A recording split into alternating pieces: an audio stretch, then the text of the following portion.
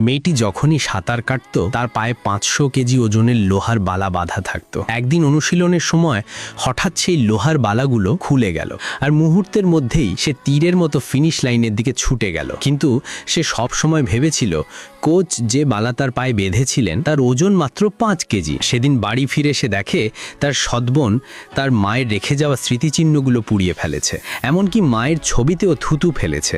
এটা দেখে মেয়েটির আগে কাঁপতে থাকে এবং তাকে এক চড় মারে। কিন্তু অবাক ব্যাপার, সৎবোন সরাসরি উড়ে গিয়ে অনেক দূরে পড়ে। তখনই মেয়েটি বুঝতে পারে তার শরীরে অজানা এক অসাধারণ শক্তি কাজ করছে। এরপর রাগে ভরা সৎবোন তার বাবার কাছে অভিযোগ জানায়, কিন্তু বাবা কেবল গোষ্ঠীর সম্মান নিয়ে চিন্তিত ছিলেন। সৎমা তখন বলে যদি মেয়েটি গোষ্ঠী থেকে বিতাড়িত হতে না চায় তবে তাকে নিজের পা নিজেই ভাঙতে হবে। হতাশায় ভরা মেয়েটি যখন লাঠি তুলে নিজের পা ভাঙতে যাচ্ছিল, ঠিক তখন তার খালা এসে তাকে থামিয়ে দেয়।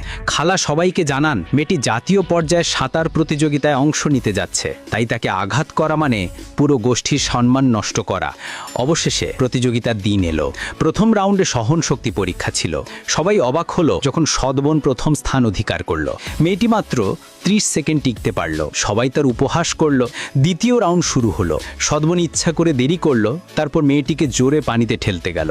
কিন্তু এবার মেয়েটির শক্তি যেন বিস্ফোরিত হলো। সে উল্টো সৎবোনকে ছুঁড়ে ফেলে দিল। তখনই তার পায়ের লোহার বালাগুলো খুলে গেল আর সে তীরের মতো পানির ওপর দিয়ে উড়ে ফিনিশ লাইনে পৌঁছে গেল। এই দৃশ্য দেখে উপস্থিত সবাই হতবাক হয়ে গেল। যে মেয়েটিকে একসময় সবাই গোষ্ঠীর সবচেয়ে তুচ্ছ ভাবত, সেই আজ প্রমাণ করলো তার ভেতরেই ছিল এক অদম্য শক্তি যা পুরো জাতিকে গৌরব এনে দিতে পারে।